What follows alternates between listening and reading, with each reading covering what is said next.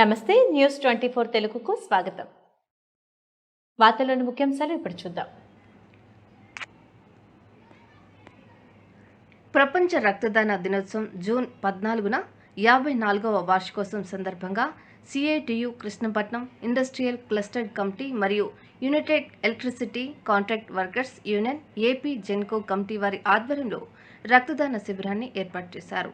ఈ సందర్భంగా సిఐటియు నాయకులు మాట్లాడుతూ ఇటు కృష్ణపట్నం పోర్ట్ అటు ఏపీ జెన్కో యాజమాన్యాలు కార్మికుల హక్కులను కాలరాస్తున్నాయని, ఇప్పటికైనా ఉద్యోగులను పర్మనెంట్ చేసి వారికి ఇన్సూరెన్స్ చేయించాలని కోరారు. ఏదైనా ప్రమాదం జరిగి ఎవరికైనా ప్రాణ నష్టం జరిగితే బాధిత కుటుంబాలు వీధిన పడకుండా వారికి ఆర్థిక చేయూత ఇవ్వడం యాజమాన్యం కర్తవ్యమని అన్నారు.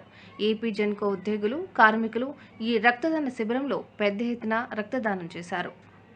పాటుగా మరి ఏదైతే ఈ జెన్కోలో ఉండే సమస్యలపైన కూడా మరి మొన్న ఎండి గారికి ఇప్పుడు సిఈ గారికి విన్నవించడం జరిగింది.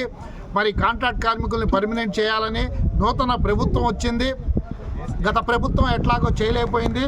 ఇప్పుడు తెలుగుదేశం ప్రభుత్వం అన్నా సరే ఈ జెన్కోలో ఉండే కాంట్రాక్ట్ కార్మికుల్ని పర్మనెంట్ చేసి మరి తెలంగాణ తరహా థర్డ్ పార్టీ మరి లేకుండా మధ్యవర్తులు లేకుండా డైరెక్ట్ పేమెంట్ ఇవ్వాలని చెప్పేసి, వేతనాలు పెంచాలని చెప్పేసి, ఈఎస్ఐపిఎఫ్ అమలు చేయాలని చెప్పేసి, ఇన్సూరెన్స్ 25 లక్షలు చేయాలని చెప్పేసి సమస్యలపైన మరి కార్యక్రమాలు నిర్వహిస్తున్నాం.